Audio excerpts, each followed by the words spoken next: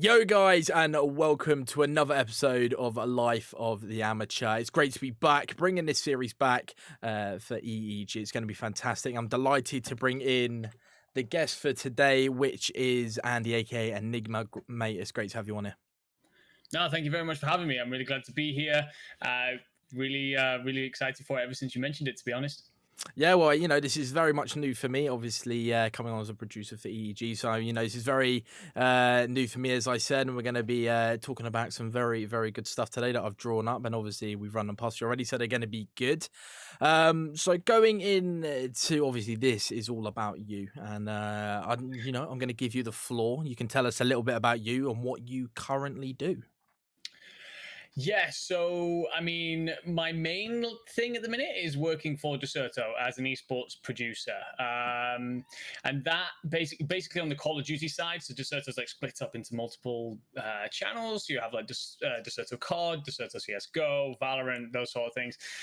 My job is and continues to become more because obviously I'm relatively new to the role, so learning about taking ownership of all the video stuff that goes out on the channel. So any video that goes out on that channel has either had me record it myself or directed it. So, for example, the podcast that we do, I don't know if directed is the correct word, but I choose like the topics and then like if there's any errors and stuff and all that. And I guess like, from documentaries, I'll cast my eye over them, make sure all the facts are correct and stuff like that.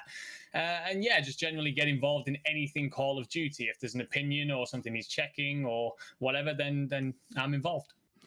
So obviously you said that you're with Dexerto, which is obviously everybody knows who they are, so you must be super super proud of that. But let's get to know a little bit more about like you. So what kind of like hobbies have you got outside working for Dexerto and obviously casting and comp card? Is it sports? Is there anything that you like to share on that side of things? So I was super into football, the proper one, as a kid. Like I watched it religiously, played a lot of it. Wasn't that great to be honest, but I just really enjoyed it. I love motorsport, so your Formula One. I take every opportunity I can to go karting, and then generally speaking, just like the gym, health and fitness. Like nothing too exciting beyond esports. Like it's funny because like people would always ask like, oh, what are the things that you do? And it's like, oh, I play football, I go to the gym, and that's about it. And now it used to be kind of quirky that I was in esports, but nowadays it seems like esports is like, well, sick because like everyone I know is in esports, so it's no longer like the niche thing that I used to be in. No, I definitely feel you. I had a someone from uni actually like followed me on Twitch and subscribed last night, and I was like, I've never spoke to you about what I do. Like, not a lot of people know what I do IRL. There's a slowly like spreading, but I saw that he kind of subbed and dropped a follow, so I messaged him. I was like, I hope you like what you see. He's like, no, the friend that told him knew and was talking to him about it and was like, I got to respect it as well. So that it's always kind of, especially with esports becoming such a powerhouse now, with it becoming so big. I can only imagine the amount of money industry it is now. Yeah, it really is it's going toe for toe with some of the other competitors as they go alongside. But staying with esports and especially going with a comp side, as we know, in terms of not many people know this. You used to is it Destiny you were in before? Yeah, so it's kind of ballsy to call it like competitive is probably the correct word for it, but it definitely wasn't an esport. It was on like we had like an MLG ladder. ESL would run tournaments. We would all compete for money and stuff like that. But it was very community run. It was very governed by the community sort of thing. I mean, to be fair, Call of Duty is kind of governed by its community as well in terms of like GAs and stuff like that. But it was competitive. It was really good. And yeah, I did that for like 3 years on and off, but like 2 years solid. Then took a break. Then did like another 6 months or so.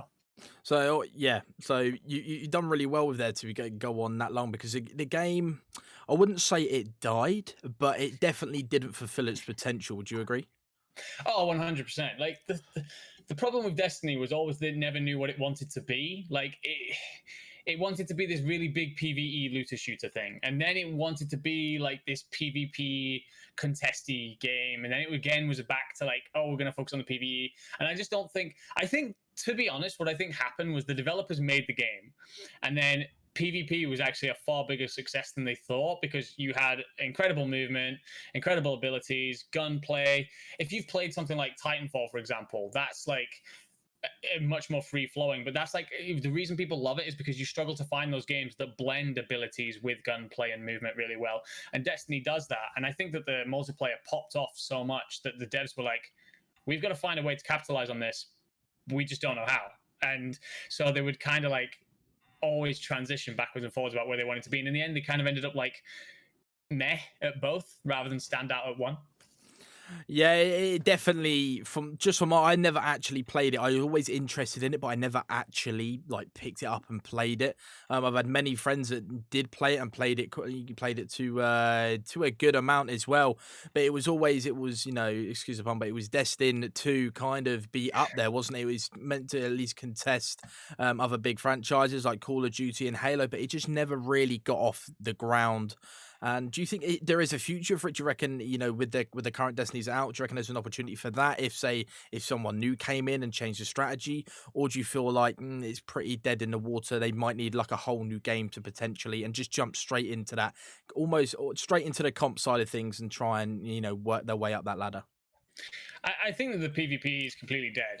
I mean, for all intents and purposes, like the majority of the player base has gone on the PvP side of things. Like everyone I know from like who used to compete back in the day, I think out of the hundreds I knew, there's maybe one stuck around still playing it. There's, a lot of people have left, and with that, a lot of the community love for it as well. Like it used to be like LANs every like couple of months, and $5,000 tournaments every couple of weeks, and nowadays it's like they're playing for effectively a bag of chips. And the thing is like it's one of the reasons as well why I don't know if it will ever move forward on the PvP side of things, and why they should probably take Destiny and make it like a super PvE focused game. They've got some great devs there and some real love on that PvE side that they are good at, so they should focus on it. One of the things is as well that Bungie are apparently making a competitive PvP on the side. So I wonder if they've like kind of realized that they're good at making PvP and just gone, which they should have known from Halo, by the way. But I wonder if they've just realized and gone, okay, we'll take the best bits of the PvP and move them into whatever this new thing is that we're building.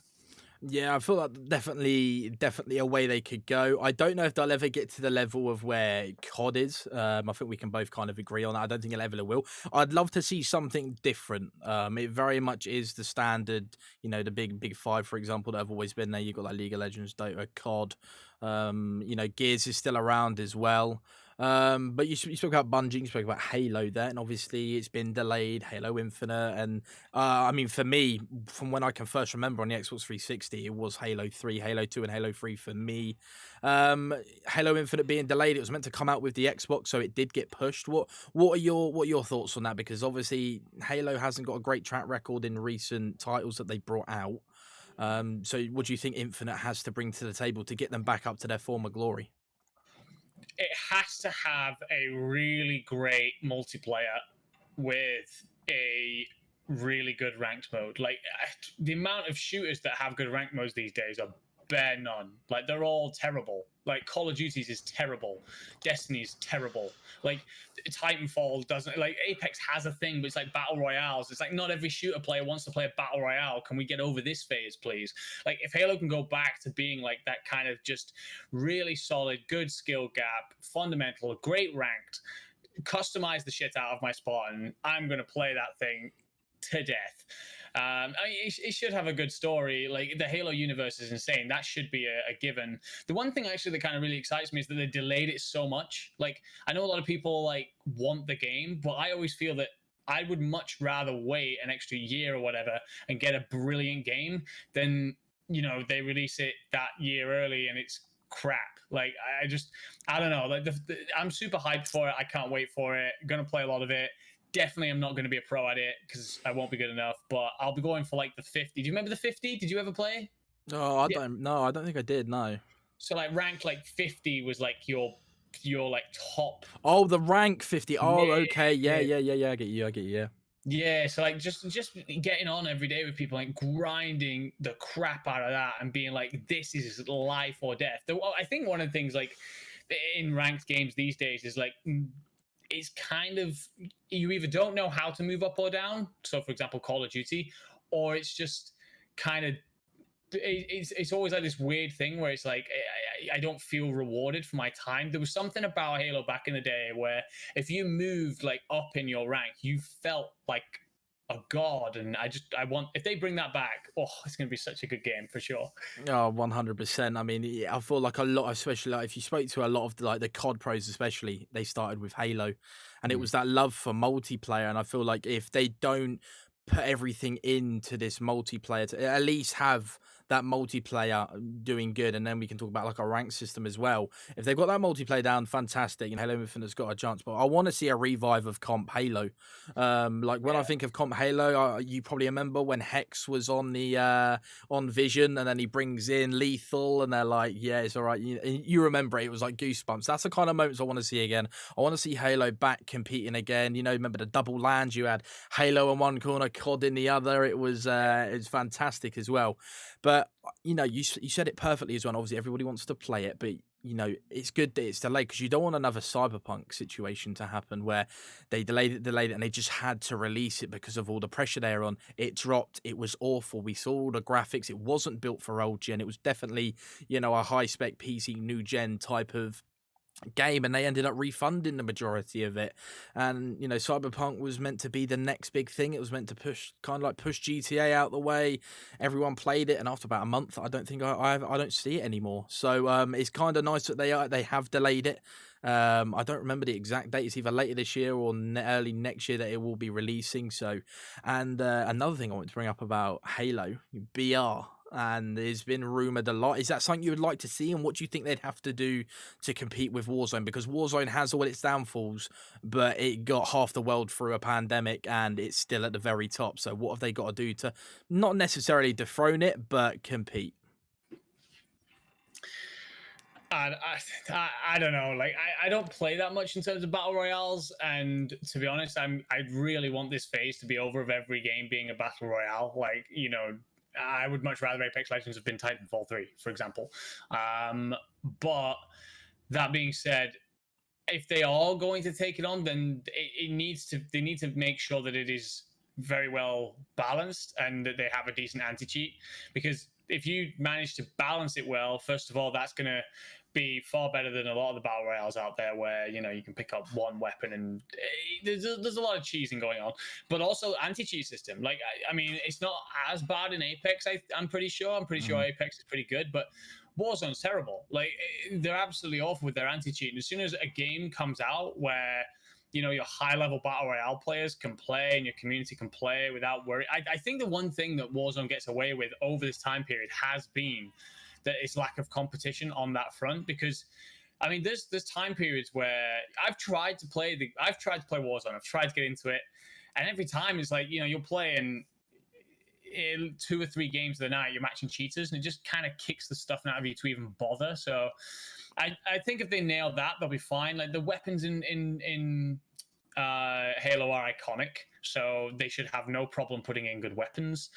You can throw in a couple of ability things, I guess they find on the floor, maybe like a sprint or a bobble shield, those kind of things. Like there is ways in which they could definitely take the Halo gameplay and make it happen. But kind of linking back in with that cyberpunk thing that you mentioned is like I would much like. I don't want to see these games being built. I know there's a lot of people that are on like really old consoles, but a lot of these games are getting hamstrung at the minute by trying to be available on those old consoles. And for me, like it's like I just want to see the next level now. I want to see that next jump in graphics, in gameplay, in like let's throw 200 people into a lobby and not have loads of issues around it because around hit detection and lag and stuff like that. Mm. That's what I want to see. And I think I personally think that if Halo come out, solid anti-cheat, really rewarding system, and it's made for that crisp next gen, take over Twitch 100%. Yeah, I couldn't agree more. In talking of the anti-cheat, and I feel like Warzone, it's massive, but can you imagine if it had the anti-cheat? I'm pretty sure I'd still be playing it for sure. But yeah, you get into Warzone and you almost just wait for a hacker to kill you. And the thing that I hate so much now, because an anti-cheat isn't present on Warzone, Modern Warfare, or Cold War, and you get hackers in Cold War as well, is that every time someone actually good comes along, they always get questioned. Are they hacking? Are they before you'd never ever ever, because it's never been on PC. Becomes the PC, they push the PC on to the comp side, and they haven't got an anti-cheat to go with it. And I see so many great players get slandered because they just think, yeah, they've got walls, they've got aimbot and stuff like that. And like, staying on with the anti-cheat, do you feel like they'll ever bring it in? Is it something that will never be entered into Warzone? Because they don't recognize it. They just go, yeah, we've banned hackers. Great. They'll be on in 10 minutes, the ones that you've banned. Like, it's not enough. Do you feel like they're going to have to do this one day? Or do you reckon they're just so big and it's such a dominant game that it's just going to stick around without an anti-cheat? They'll do something about it when it eventually affects their bottom line. So currently, like, it's the most profitable game going, right? Like, they make a stupid amount of money every year. They continue to blow out pretty much every record that exists, and it's a case of, well, they don't need to invest a lot in an anti-cheat because everyone's still playing it. Like, it's still the thing that it dominates my timeline, and my timeline is, should be COD comp. So yeah, no, I think that if a game comes out, like we were saying about this Halo Battle Royale, and it turns out to be, it has that solid anti-cheat, etc., then you'll see Activision go, oh crap, okay, let's put something solid in. But until then, there's not much point. There really isn't for them. Yeah, it's. I don't want to agree with you, but you hit the nail definitely on the head. The one thing that I have liked about Warzone, and it's almost been a bit of a safety net. Is that your little cat there? Yeah. Want some loving? It's been a bit of a safety net for like COD pros, and we've seen so many people do so well. In terms of, like, Tommy, he was on Dallas, he was a sub, never played a minute, never played second, but now he's arguably one of, if not the biggest Warzone streamers now. The same with Blatz as well. He's come onto the scene as well. Do you feel like Warzone is now providing another opportunity for pros? Pros, it used to be, if they're not a pro, then you need to go get a job type thing. Now they can, streaming's getting bigger and bigger every single day, it feels. Do you feel like Warzone is providing that now to former pros? Yeah, no, 100%. And not just former pros either, people who couldn't make it as pros. Like, there's, a lot of people who've come through. Jukies, for example, one of the biggest in the world, one of the best, in my opinion, is absolutely up there at the top tier. He played very briefly for I owned an organization for a little bit. He played for that Call of Duty team very briefly. And no way, that's mad. yeah, years ago. Like, and the thing is, like, he was good, but he didn't break into that higher echelon that was competing to try and get into a CDL spot. And he took his abilities and his talents to that other side and found that he was actually much better suited to that, right? So, like, I mean, I'm all for it doing well and succeeding and giving a place for these people. Yeah, without a doubt, I'm really glad to see. I mean, as gaming evolves, as it grows, I want to see more people able to make a life and a career out of it. Yeah, 100%. That's something I didn't know, and staying on board with the team that you used to own and stuff like that. What we'll start with those. We'll go back to your competitive days. Was there anything like, did you win anything quite big, or LAN events? Like, what was it all like for you? Do you go into LANs and stuff like that? Me personally, or the org itself? Just you for now. Yeah, just like your comp days. I won a couple of LANs. 4? I can't remember. That. I can't remember. Like, it was a long time ago. But yeah, I won a couple of LANs. A lot of the online ones, like, we would finish. So it was one of those where, like, I was like a full-time worker kind of thing. Here come the excuses. But, like, I was a full-time worker. I'd get on for, like, in a week, I'd play 10, 15 hours. And the people I was up against would play 10, 15 hours a day, right? And luckily, like, I had a really good group of people, and we always stuck together pretty much. We very rarely changed, and we just learn how to play the game. We got much better at it. We would get to like a point where we were like top 6, and we'd be like really good compared to a lot of people. But because of we were good in a way of, like, we understood the game and how to play it. But because we didn't put in that amount of time, we could never hit that level. Like, we could beat all these other people who would spend like 12 hours a day playing because we understood the game better than they did. We understood how to play it. But the very top people, they know how to play it and put in 12 hours a day. So we just couldn't catch those guys. But now we won a couple of LANs, won a couple of onlines. I will say, like, I'll put it bluntly out there, like, there was always like, if there was one or two like the top teams, like the best in the world, then we weren't winning. We were all coming like top 6 or top 8 or something. But no, we were good. We were all right. Yeah, no, I definitely punched above our weight, all things considered. Oh, considering you weren't putting in the hours that you would normally expect from someone that's winning lands, all due respect, imagine if you actually did have the time to put in more hours, it would. I can only imagine you would have been doubling that you. I mean, winning 4 lands. I mean, I'd take so much pride from that. But switching over to you owning a team, I mean, I'll give you the floor. I don't really know too much on that side of things. I know that you owned a team and stuff like that, and you ran it. But yeah, I mean, give us an overview of that team, what games you were in, and how it went and stuff like that. Yeah, so it was actually a complete accident. So the team that I'd set up in Destiny, and the team that we played under was Animosity. So we played, and after a bit, after we'd like stuck together for ages, we decided to put some money together and get ourselves like a proper logo and some branding and stuff like that. And it actually came out and it looked really good. Like, it was really, really cool. It was just a really good like place and thing, especially considering we were in a community scene.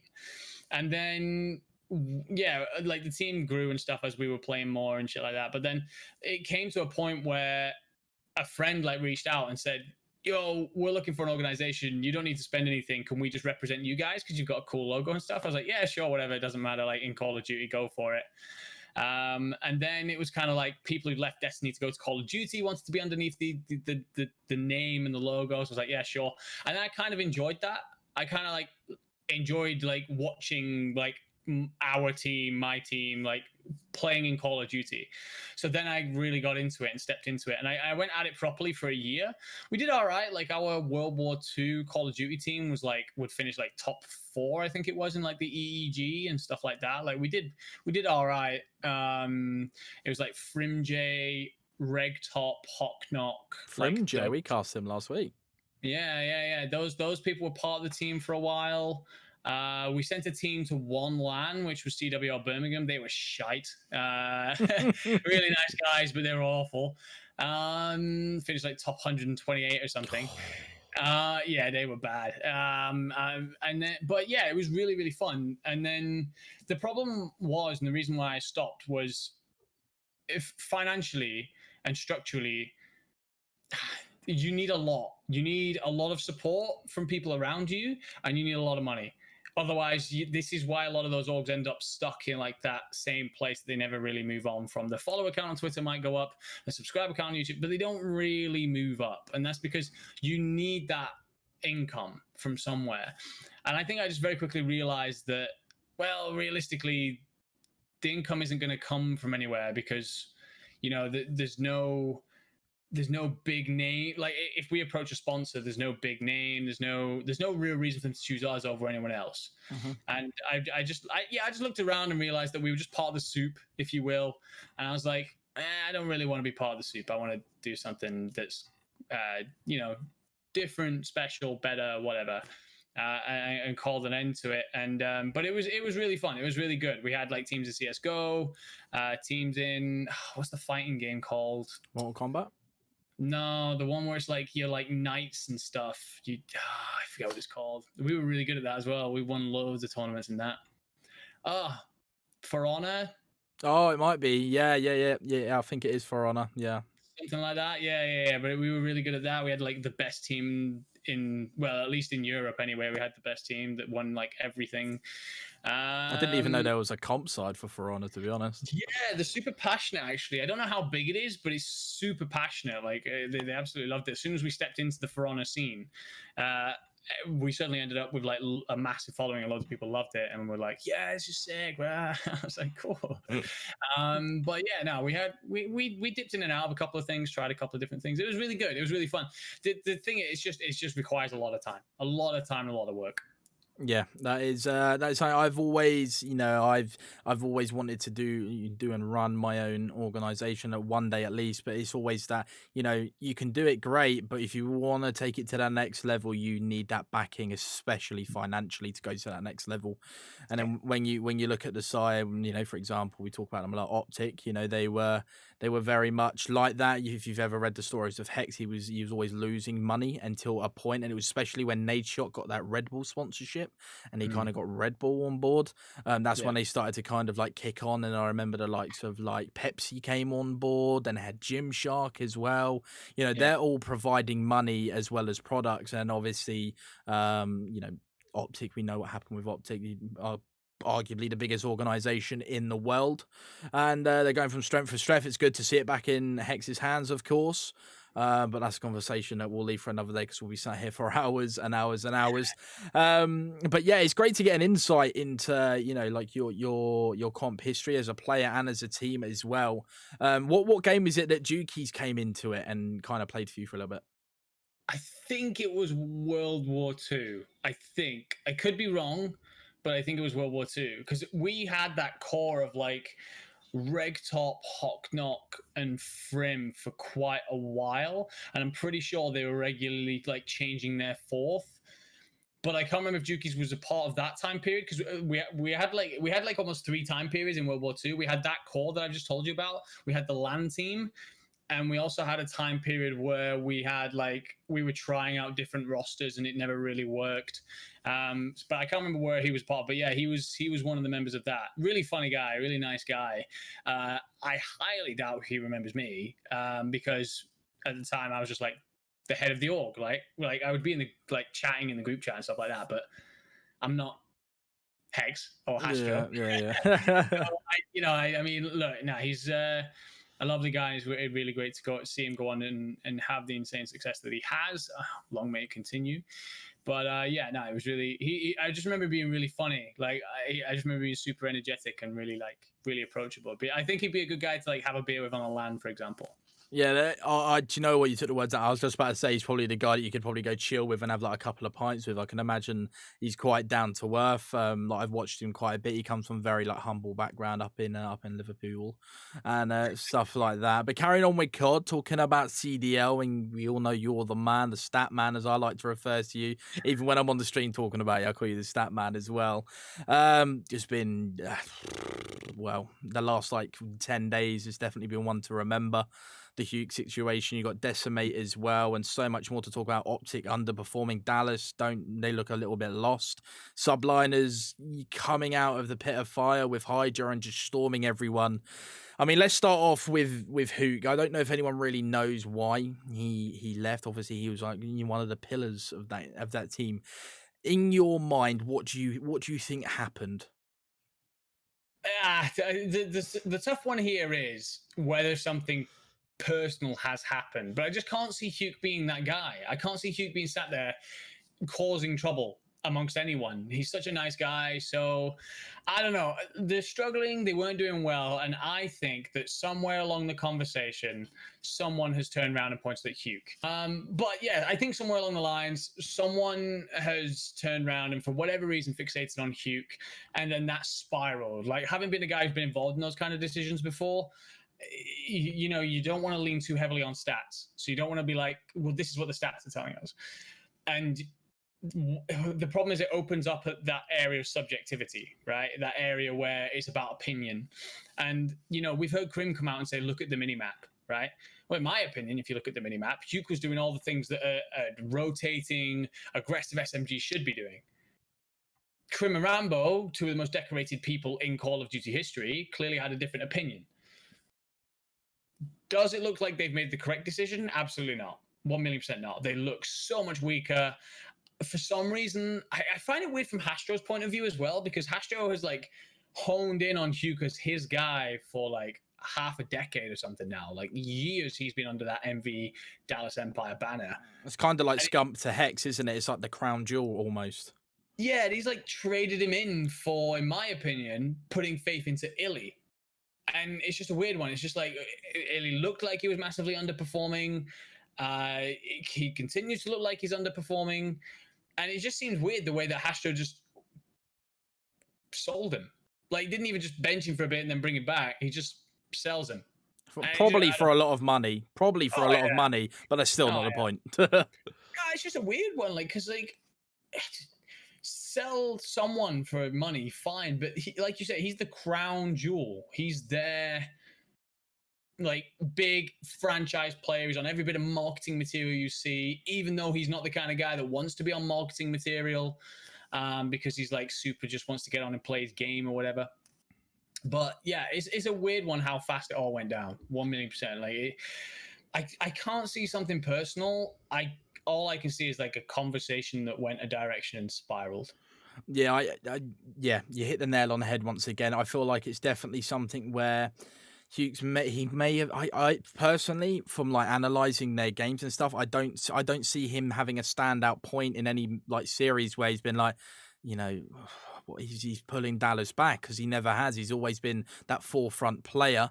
But I feel like a conversation's been had, and it might have started off quite amicable, but it might have got quite nasty. It spiraled, and then maybe Hooks turned. Well, from like his tweets, he almost like a little bit shocked, like, well, yeah, that's that kind of thing, looking to get on another team ASAP. So maybe they've kind of turned around and been like, yeah, maybe we've got to let Hugh go, because he doesn't just come with talent, he comes with commercial value, hasn't put a foot wrong. He's, on every bit of marketing for the side of Dallas, and the team envy in general.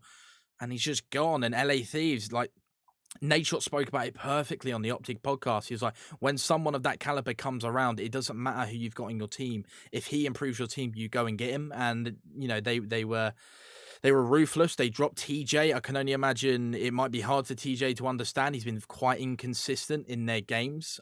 So you get Hook, you drop TJ, and then you look at Dallas right now. Who have they got? They got Krim, you got Fellow coming in as well. You got Illy. There's rumors of Slasher potentially. Like, it's chaos right now. Can you imagine Slasher on that Dallas side? Oh, I don't know. I don't know how well him and Krim go together. To be honest, I don't. I worried that it's a bit too much of like that leader, too many cooks in the kitchens. They're not necessarily slow ARs, but they're still not quick ARs. And I always think that second AR should be someone who's quite aggressive. So I don't know if it would work. It's a weird one. It's a tough one because. I mean, Dallas now have the money to go out and buy who they want to buy, for sure, if they want to spend it. Props to Thieves, by the way. I mean, they start off with that roster that they had. Looks like a potential title-winning roster, and they don't get the results, so they start just like cutting people. I've got to respect it. Like, I mean, Nadeshot, I think, said it on his own Twitch, but like, you can't knock them for how much they're trying to become a championship org. 100%, 100%. And I love it that they've given opportunities as well. Venom, he did fantastically well in the likes of challenges and that. He gets the opportunity. He's been doing what he can. He's been doing his best. And then Draza comes in, and he's that aggressive kind of AR type player with Kenny as well. And they've been doing very, very well together. And then Hook fits in, give them a couple of weeks. When it comes to that time of champs, we're going to be looking in August. I don't see why they're not like a top contender, to be quite honest with you. Yeah, I think that the only issue for me on this team is that Venom and Draza lack consistency. I think that that's the thing for me. Like, Kenny is one of the best ARs in the game at the minute. Like, absolutely insane. Huke, I think you put that support package around him, and he's one of the best SMGs in the game. For me, it's just about... For me, their success lies on Venom and...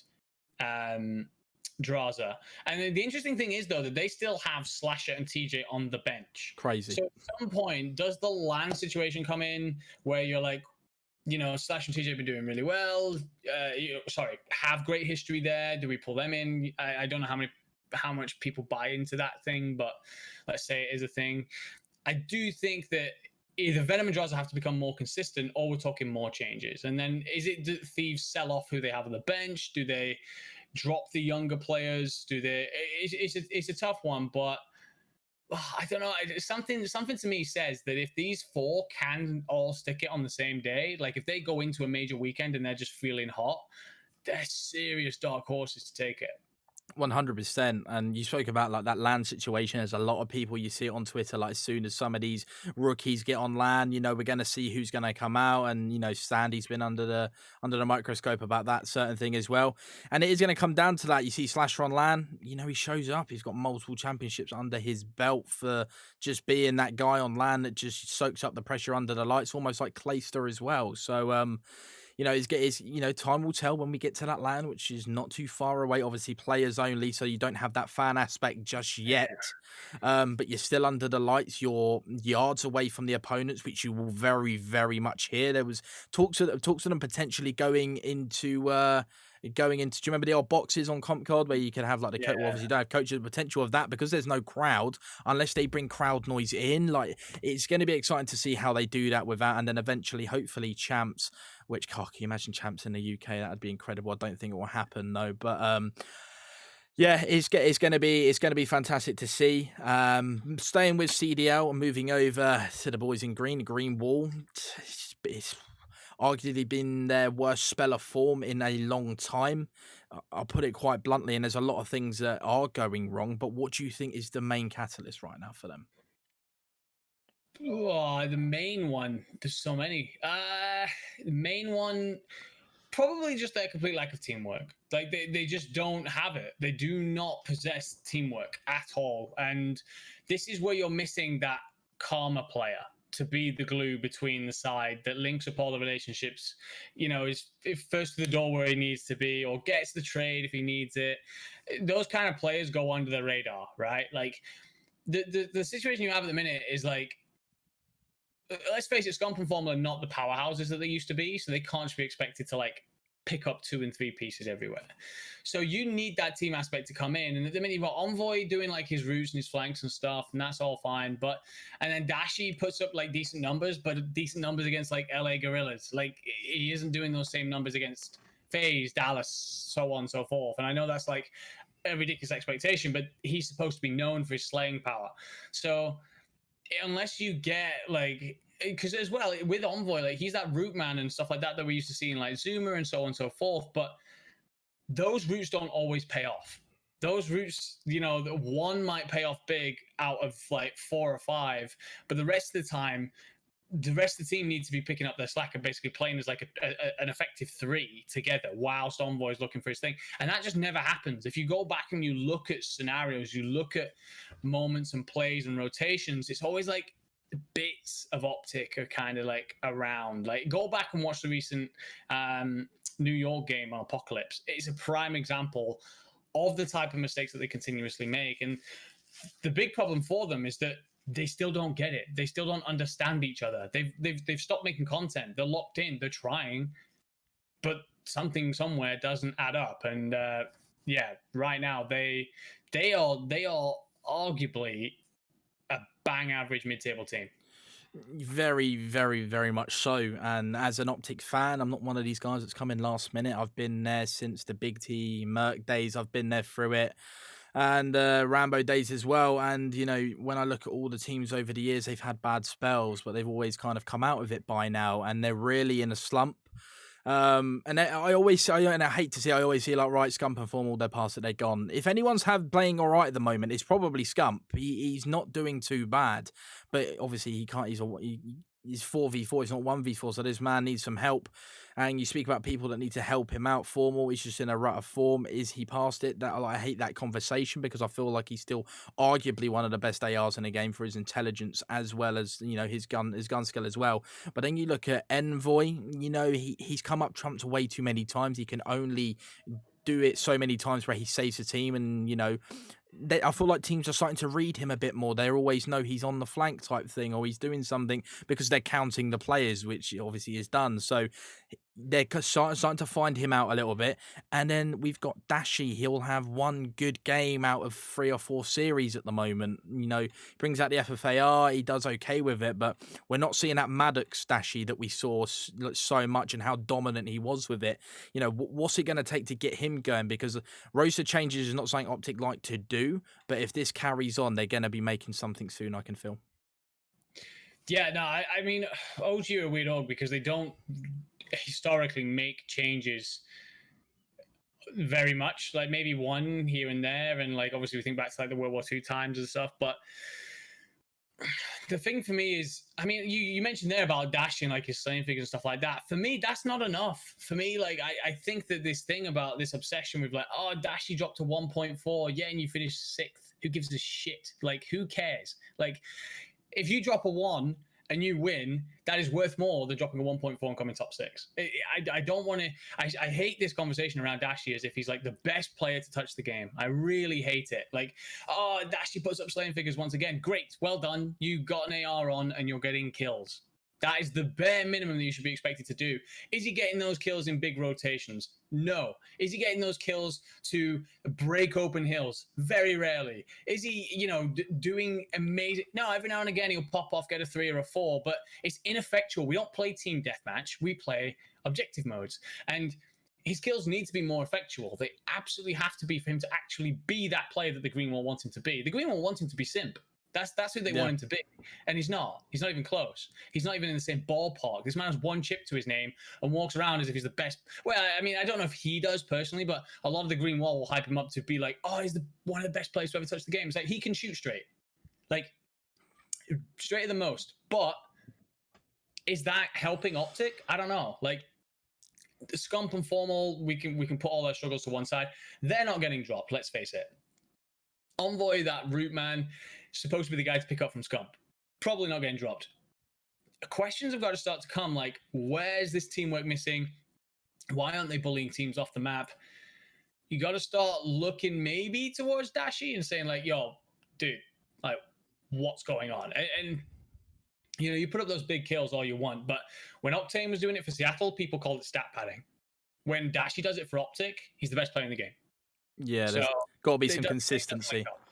Yeah, it's got to be some consistency there, and it's all, as you said, it's all good getting kills, but you've got to make sure those kills, they're objective centered. They're dictating your performance in that objective. If you're getting to kill someone, rotating, that's great, but if you're just getting a useless kill, it's not really going to be that effective. If Dashi was to go, do you feel like Optic, they buy someone from a team, they convince someone? Like, who do you think would be that good fit for Optic if Dashi was to go? The thing is, this is a weird scenario now where I think that they missed a big opportunity with Hukes. I think that their stubbornness might cost them, because I don't know if everyone, like, not many people talk about this, but Scump has always said that he would love to go on the AR one day. He's so good on it as well. Every time he picks one up in a match, like we saw the other day, he picked one up on Moscow. He fried with it. He picked up like a 5 streak off the back because he's just bloody good. Like, he's just so naturally gifted. I mean, I'm not saying Dashi should go. I'm not saying it should be him. I'm not like, in my opinion, your Optic gaming, should anyone ever be undroppable? But I mean, might have been worth trying Scump on an AR and bringing Hukes in to partner Envoy. Like, it might have been worth it. It can't get much worse for Optic at the minute. Like, I just don't... Like, their recent respawn records, like 3-14 against top half teams. That is abysmal. 3 wins in 17 games against top half teams in respawn modes. That's not Optic. If that was S&D, we'd be like, oh, yeah, typical fucking Optic. But that's respawn. Like, and they got 100 club the other day. Like, that doesn't happen to Optic Gaming. Like... This is not the same kind of team that we've watched for years. Very, very much so. And I mean, subliners, we've got to respect them as well. They were unreal, but Optic didn't help themselves whatsoever. Hydra, like that individual is going very, very far. I mean, I wouldn't say he's at the top, but he's definitely going to get a few chips. He's just formidable. He was on that. He was coming from the EU. Everyone was a bit optimistic. He had those issues with like his visa, I think, and stuff like that. Then he gets over and he's just performing. I think he was dropping like high 20s. He was like 26 and like 11. Like he was just so good. And subliners, they made a change. They were in a little bit of a slump. Now they're straight back out of it and they are handing it to people. So they're going to be looking good going into that, especially going back to LAN as well, which is gonna be fantastic. But it's going to be a very much interesting next 6 weeks teams are going to start to see champs on the horizon and go like, right, we need to hit some form because obviously champs is going to be on LAN unless COVID takes a complete swivel. And in America, it looks like they're opening up, which is obviously great. Maybe fans will be in there for champs as well. Staying with like pro players and going back to like your kind of your job with Dexerto, what's it like for you? Because I know how I'd be feeling. I'd be on cloud nine, and I'd definitely be nervous. What's it like rubbing shoulders with like some of these pro players and analysts, like Enable, Pac-Man? I saw you with accuracy as well. What's it like for you being in this situation? It's kind of, don't get me wrong, it's kind of crazy, and like sometimes I do have to sit there and be like, damn, that really just happened. I just had a conversation with Shotzi. Like that is a weird one, but at the same time, like I don't know, everyone's just like, you know, you, for example, I get into a conversation with Enable's no different. He's his same jokey self, and you're also so busy that you're just like, this is just a normal conversation with another human being, like this. So on one hand it's absolutely brilliant, on the other it's like, yeah, this is my job and I need to get on with this, because this, whatever this product is that I'm making, or video or whatever, needs to get done, right? So it is amazing as well in the way of like, you can see, so for example, like the insights that they have, the inputs, the ideas, the way their brains work, like some of the people I've talked with so far, they really do come up with some belting ideas and some really good takes, and you can see why they were that upper echelon player or analyst or whatever. And yeah, no, it is really cool. It certainly is. I'm not going to sit here and lie, but when when you're doing like a 12-hour day or whatever, you very quickly are just like, let's just do this conversation and get on with it, because we got to finish this work day. Yeah, I feel like I'd kind of be sat there in awe, and I'd ask them some questions that I've always wanted to ask, which is completely off topic from the job. But yeah, you've got to remember that you're being paid, and it's your job to kind of interview these guys. But I feel like it'll be one of those experiences for you, especially when lands open up. I can only imagine you're going to be jetting off to NA a lot as well, which is obviously be fantastic for you, and around Europe as well, with events like. I don't think it will ever get normal for you. I expect you'll start making like pals with all these guys, but you'll always just catch yourself like, wow, like look at where I am. uh yeah, no, don't get me wrong, I already do that sometimes. Like, I'm like, this is kind of crazy how quickly everything's turned and how great everything is. Like, don't get me wrong, I have to work my balls off. Like, like it's still a 60-hour week most of the time. And but yeah, no, it's really cool. And the thing is, like, I mean, like, look, whatever it takes me in terms of like, making pals and all that stuff. But the one thing that is just great is like that they're all just like really chilled out people. Like accuracy, but I could have talked to that guy for like hours. Like, he was such a nice guy, so chilled, laughed back and forth. And I think that's one of the good things is, like, I mean, so far anyway, I haven't met anyone that I've thought, you're an ass, dude. You're such an ass. It's really nice. And Abel like cracks me up all the time. Like, he's a really funny human being. Like, that's not just a camera thing. That is him. So yeah, no, it's really cool. I'd love to go to all the lands and stuff and get involved on that side of things 100%. But I'm not counting my chickens just yet. Let's get to the point where we're at least allowed media into the building, right? Like, before I start thinking about that. Yeah, well, I think we'll be probably looking towards the next Call of Duty, and we'll quickly skim over that. There's rumors of another World War II Vanguard. There's also Advanced Warfare, so you look at exosuits and stuff like that. To put it bluntly, what do you want and what do you think's needed in the next COD? See, so this is a weird one because I grew up playing. I mean, I literally played COD 1. I played 1, 2, 3, 4. Like, my main period of time was like COD 4 through to like the Black Ops 2 Modern Warfare 3 time period. Hmm. So for me, I'm a fan of like modern warfare, boots on the ground kind of things. But that being said, I find World War II games boring. Like, we have played the death out of that genre of game for a long time. They're always slow. The color scale is always gray for some reason. Like, Grey and dark green. yeah, everything's gray, dark green. Maybe the odd sandbag to break that up, and it's like this. They're just dreary. The dreary games. And I think that the best games to watch are jetpack games. I wouldn't necessarily want to play them that much. I don't think I'd be very good at them, but in terms of watching them, they're absolutely fantastic. Like when I think back to IW, it's incredibly creative in terms of the way they make the maps, the colors, the plays, the movement, everything about it. So I'd love to see something a bit advanced. Maybe not all the way IW, but somewhere in between.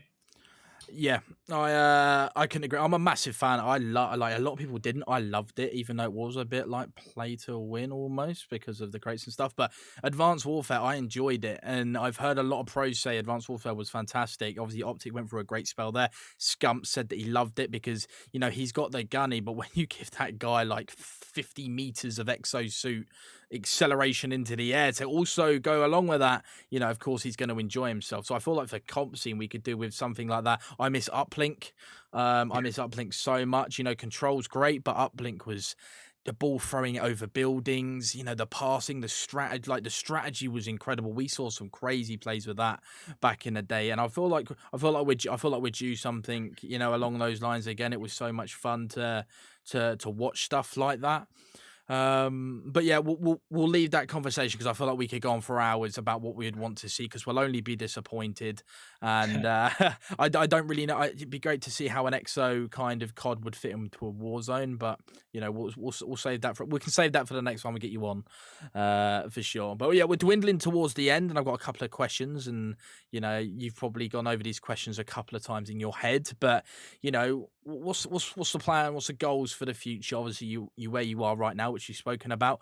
10 years time, where would you like to see yourself? Uh, so one of my big goals is to win an esports award, 100%. Win an esports award, like outright. You got my Um, vote. thank you very much. I definitely want to like I just want to make like there's content coming out soon that we're making for Astro, and it's pushing the level. It's taking it to the next level. Like we've been in conversations around this since January and making the first one since March. Right, Wow. just to and like we're no slouches. So you know we like that's what I want to be doing in the sense of like in 10 years time I want to have been a part of pushing the bar way beyond where it is now.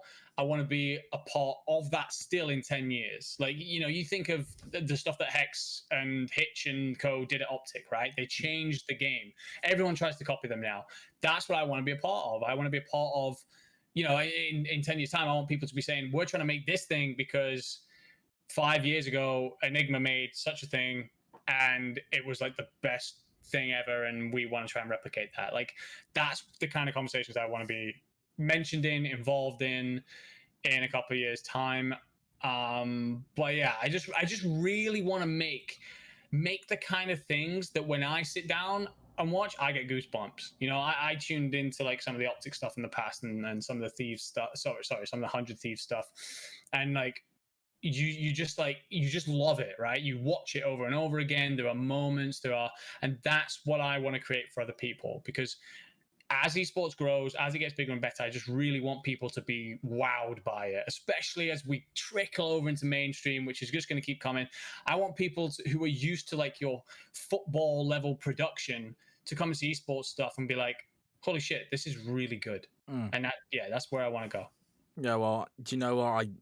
I don't see why you aren't going to be there. Like, I've known you a short amount of time, but I've got to know you really well, which is great. And, your work ethic is I think the word to say is disgusting. You work stupid amount of hours, but, you produce arguably like the best, in the industry at the moment with Dexerto. So, I watch all the stuff that you put up, which is great. And I'm sure I'm not the only one as well.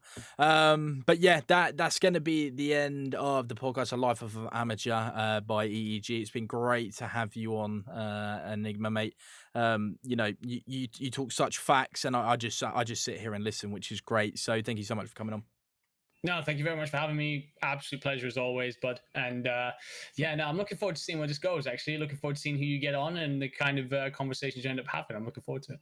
Well, I can assure you there'll be a lot of COD conversation being had. But yeah, it's going to be great to line up some guests. So, if you guys are watching right now, you want to see anyone on in the comment section below, that would be fantastic. And of course, all of Enigma's stuff will be in the description. And other than that, guys, enjoy the rest of your day. Thank you for watching, and we'll see you guys next time.